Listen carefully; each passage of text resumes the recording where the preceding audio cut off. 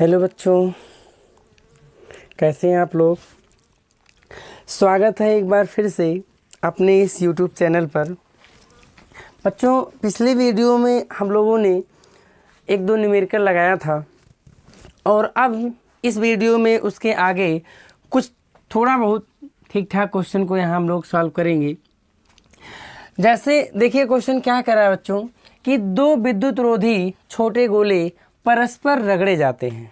जैसे दो विद्युत रोधी आपका जो धातु का गोला है वो क्या हो रहा है, रगड़ा जा रहा है, मतलब एक दूसरे से रगड़े जा रहे हैं। कह रहा है तथा 1 सेंटीमीटर दूरी पर रखे जाते हैं। जैसे मान लीजिए हमारा गोला है, इसे हम रगड़ दिए और रगड़ने के पश्चात इसे हम कितनी दूरी पर रख दिए बच्चों। अगर इस एक दूसरे पे इतने न्यूटन का आकर्षण बल कार्य कर रहा है और रगड़ने के पश्चात इसे हम कितनी दूरी पर रख रहे हैं, 1 सेंटीमीटर की दूरी पर रख रहे हैं। कितनी दूरी पर, 1 सेंटीमीटर।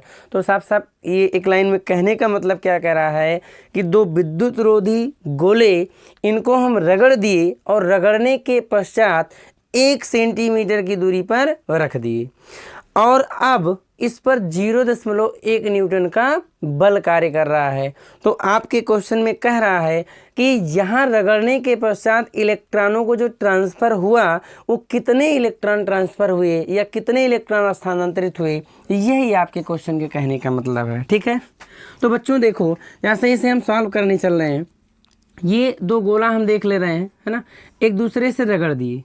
क्या किए, एक दूसरे से हम रगड़ दिए और रगड़ने के पश्चात क्या किए,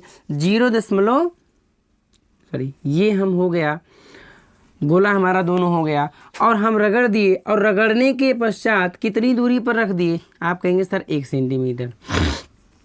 तो आप बताओ आर का मान ये हो गया हमारा। कह रहा है कि रगड़ने के पश्चात कितने इलेक्ट्रॉन या कितने इलेक्ट्रॉन इसमें से स्थानांतरित हुए या कितने इलेक्ट्रॉन, यहाँ का इलेक्ट्रॉन कितना यहाँ गया, अर्थात नंबर समय निकालना है। तो बच्चों देखते हैं कि सबसे पहली चीज़ हमें दिया क्या गया। आप कहेंगे सर दूरी दिया गया 1 सेंटीमीटर। क्या दिया है, 1 सेंटीमीटर।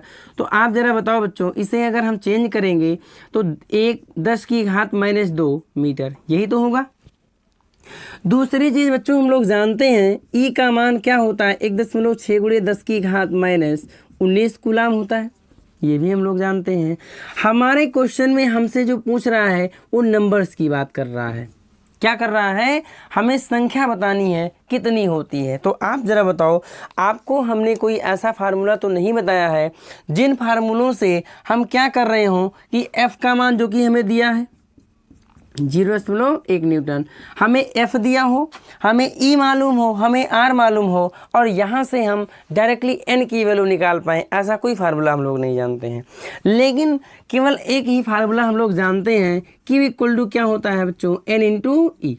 ये फार्मूला हम लोगों को मालूम है। यहाँ से n की वैल्यू अगर हम फाइंड आउट करना चाहें तो Q/E हमें मालूम होना चाहिए, जिसमें से E तो मालूम है। देखो क्वेश्चन लगाने का तरीका क्या है कि हमें सबसे पहला ये समझना है कि क्वेश्चन हम कैसे लगाएंगे। तो सबसे पहले क्वेश्चन पढ़ेंगे, फिर उसमें क्या क्या चीज़ें हमें दी गई हैं वो चीज़ हम देखेंगे और किस फार्मूले पे ये चीज़ें लग रही हैं, हम उसी फार्मूले को चूज़ करेंगे जिस फार्मूले में जो वैल्यू हमारी दी गई है वो उसमें इंक्लूड हो रही है और एक वैल्यू जो हमें निकालना है वो बच रही है। अगर ऐसा नहीं हो रहा है तो हम लोग ये समझ पाएंगे कि उसमें कई फार्मूले इंक्लूड हो रहे हैं, तो क्वेश्चन आपका सॉल्व हो रहा है। तो बच्चों जैसे ही हमने देखा कि यहाँ हमें क्यों निकालना है तो हमारे दिमाग में तुरंत ये चीज़ें आ गई कि भाई हम लोग जानते हैं कि ई का मान तो हमें मालूम ही है ना। तो ई का मान मालूम है तो हम लोग जानते हैं Q1 की वैल्यू अगर हम मान ले रहे हैं, हमारा चार्ज Q1 था, ये हमारा क्या था, Q2 था। तो आप बताओ दोनों पर समान चार्ज होगा, तो Q1 इक्वल टू Q2 हम मान ले रहे हैं और ये हम मान ले रहे हैं क्या है, Q है। बच्चों हम लोग जानते हैं कि ये अगर Q मानेंगे तो Q हमें सबसे पहले निकालना है। तो Q जब आ गया, E तो हमें दिया ही गया है, डायरेक्टली हम N की वैल्यू यहाँ से निकाल सकते हैं। तो अब हमारे दिमाग में आया कि हम FR इसका कौन सा रिलेशन और Q का हम जानते हैं। तो कूलाम का नियम तो हम लोग जानते ही हैं बच्चों, 1/4πε0 Q1 Q2 अपान क्या है बच्चों, R², यही तो है ना। तो Q1 और Q2 इसके स्थान पे क्या हम Q कर सकते हैं कि नहीं, क्योंकि दोनों सेम वैल्यू है। आप बताओ f का मान आया। कुछ बच्चों के दिमाग में आएगा कि सर हमें तो निकालना n है, हम इसको क्यों निकालें। अरे बच्चा, इसमें बिना क्यों निकाले कैसे हम सॉल्व कर सकते हैं। तो इसी की वजह से चीज़ें आपको बतानी पड़ रही है। तो आप बताइए f की वैल्यू 0.1, यही तो दिया गया है ना, इक्वल टू ये 9 गुणे 10 की घात क्या है बच्चों, 9 है, और ये क्यू स्क्वायर और डिवाइडेड बाई दूरी हमारी कितनी है, तो आप कहेंगे सर 10 की पावर -2 है। इसका क्या हो जाएगा, होल स्क्वायर। बातें समझ में आ रही है ना। इसके बाद में हम क्या करेंगे, क्रॉस मल्टीप्लाई कर ले रहे हैं, इसका मल्टीप्लाई यहाँ पे और इधर दशमलव हटाएंगे, एक जीरो आपका बढ़ जाएगा, तो ये हो जाएगा 1 इंटू 10 की पावर माइनस क्या हो जाएगा 4 इक्वल टू ये हो जाएगा 9 इंटू एक पावर बढ़ेगी तो आपका क्या आ जाएगा 10 इंटू क्या होगा बच्चों, क्यू स्क्वायर। यही तो होगा ना, या इसके आगे इधर हम सॉल्व कर ले रहे हैं।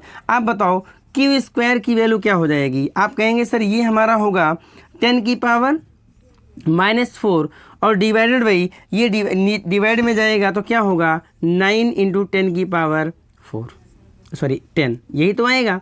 या इसे हम लोग सॉल्व कर ले रहे हैं बच्चों, तो क्यू स्क्वायर इक्वल टू क्या आएगा, 10 की पावर ये ऊपर जाएगा माइनस क्या हो जाएगा 14, क्या आ जाएगा -14 डिवाइडेड बाई क्या है बच्चों 9 है। बातें समझ आ रही है ना। या यहाँ से q की वैल्यू निकालेंगे तो 10 की पावर -7 और डिवाइडेड बाई क्या आ जाएगा 3। आपको q की वैल्यू क्या मिल गई, तो आप कहेंगे सर 10 की पावर -7 डिवाइडेड बाई 3। क्या हमें ये निकालना था। आपका आंसर आएगा सर ये हमें निकालना नहीं था, हमें तो नंबर्स की वैल्यू निकालना था। तो आप बताओ यहाँ से हम क्या करेंगे।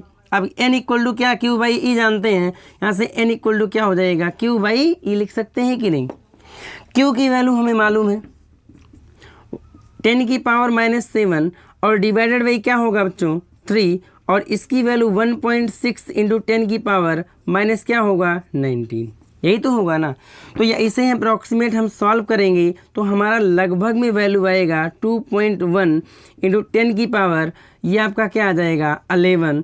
ये क्या हो जाएगा, नंबर्स इलेक्ट्रॉन ट्रांसफ़र होने की। अर्थात हम कह सकते हैं कि जो हमारा विद्युत रोधी धातु का जो छोटा गोला था या विद्युत रोधी जो हमारा गोला था वो इतने इलेक्ट्रॉन क्या किया, स्थानांतरित किया। बातें समझ में आ रही है ना।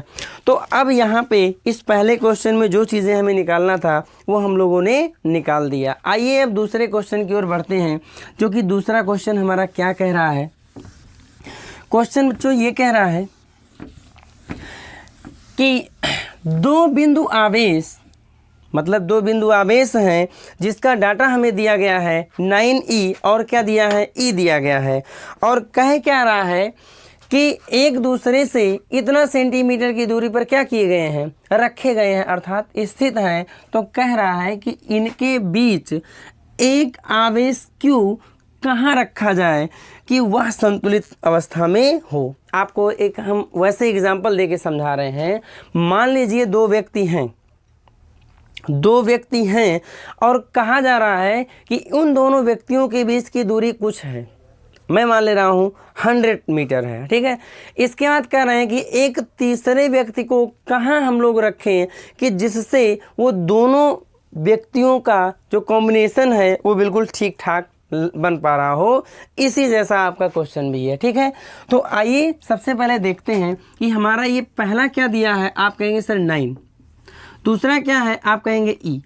इन दोनों के बीच की जो डिस्टेंस है आपके क्वेश्चन में कितना दिया गया है, तो आप कहेंगे सर 16 दिया गया है। कितना दिया है 16, अर्थात आर अगर इसे हम कहें तो ये हमारा 16 सेंटीमीटर दिया है। बातें समझ में आ रही है ना। कह रहा है कि इनके बीच में एक तीसरा आवेश, दैट मीन्स हम कह दे रहे हैं ये हमारा क्यू है, तीसरा आवेश यही रख रहे हैं ना। तो आप जरा बताओ भाई, अब यहाँ से इसकी बात करना है और यहाँ से इसकी बात करना है। कह रहा है कि कहाँ रखे जाएं, अर्थात हमें दूरी निकालना है। तो मैं मान लूँ कि भाई x यहाँ से कितनी दूरी पर रखे जा रहे हैं, तो मैं कह रहा हूँ x दूरी पर है या x सेंटीमीटर की दूरी पर है। तो आप बच्चों ज़रा बताओ, ये x सेंटीमीटर है, टोटल हमारा क्या है 16 सेंटीमीटर है। तो ये बची हुई डिस्टेंस क्या आपकी 16 से माइनस क्या x सेंटीमीटर हो जाएगी कि नहीं हो जाएगी, बताओ भाई। अगर इतना आप समझ गए तो क्वेश्चन में अब कुछ भी बचा नहीं है, पूरा क्वेश्चन आपका सॉल्व हो गया, ठीक है। तो आइए देखते हैं संतुलित अवस्था में। मान लीजिए बच्चों यहाँ पे ये बल हमारा F1 है और दूसरा हमारा ये जो बल है ये क्या कार्य कर रहा है, F2 कार्य कर रहा है। ठीक है, क्योंकि संतुलित अवस्था की कंडीशन में हमारा यही होगा। तो आप बताओ भाई, F1 और F2 दोनों क्या होगा, बराबर होगा। अगर बराबर ना होता तो क्या होता कि एक दूसरे के बिल्कुल कम्युनिकेशन इस तरह से ना हो पाता। ठीक है, तो आप बताओ, अब हम लोग कूलाम का नियम तो जानते ही हैं भाई, 1/4πε0 Q1 Q2 अपान क्या होता है R², ये किसके बराबर है, F के। तो आप बताओ F1 बराबर हो जाएगा बच्चों 1/4πε0, Q1 के स्थान में क्या है 9e और इसके स्थान में क्या है Q, और दूरी क्या है आप कहेंगे सर x²। ठीक है, इधर की बात कर ले रहे हैं तो 1/4πε0 ये हो जाएगा बच्चों E और ये हमारा क्या हो जाएगा Q, और डिवाइडेड बाई क्या होगा 16 - x, इसका क्या हो जाएगा होल स्क्वायर। इस पूरी वैल्यू से ये पूरी वैल्यू कैंसिल, Q से Q कैंसिल, एक E से एक E कैंसिल हो गया। यहाँ पे बचा क्या है बच्चों 1/x² इक्वल टू ऊपर 9 भी बचा है, ये हो जाएगा 1/16 - x, इसका क्या हो जाएगा होल स्क्वायर। बात समझ में आ रही है ना। या इसे हम 3/x इसका क्या लिख दें होल स्क्वायर, और ये 1/16 - x इसका क्या कर दें होल स्क्वायर। बातें समझ में आ रही है ना। दोनों साइड पे ये कैंसिल हो जाएगा, 3/x इक्वल टू क्या आ जाएगा 1/16 - x। बातें समझ में आ रही है ना। तो यहाँ पे क्रॉस मल्टीप्लाई कर ले रहे हैं तो 3 और ये हो जाएगा 16 - x इक्वल टू ये हो जाएगा बच्चों x, या 16 ये क्या हो जाएगा 48 माइनस क्या हो जाएगा 3x इक्वल टू x, या यहाँ से 48 इक्वल टू क्या आ जाएगा 4x होगा, या x की वैल्यू निकालना है बच्चों तो क्या आ जाएगा 12 सेंटीमीटर। अर्थात अगर हम इसकी बात कर ले रहे हैं कि कितनी दूरी पर रखे जाएं कि संतुलित अवस्था में हो, तो आपका आंसर आएगा कि सर 12 सेंटीमीटर की दूरी पर अगर रखे जाए दोनों आवेश तो बिल्कुल क्या होंगे संतुलित अवस्था में ही रहेंगे। बात समझ में आ रही है। देखो बच्चों, अगर आपको ये वीडियो पसंद आ रही है या लग रहा है कि आपके फ़ायदेमंद या आपके फ़ायदे के लिए चीज़ें हो रही हैं, आपको प्रॉफिट लग रहा है, तो ये चीज़ें आप लोग अपने मित्रों तक ज़रूर शेयर करिए, जिससे आपके साथ साथ उनका भी फ़ायदा हो सके। ठीक है, ओके, थैंक यू।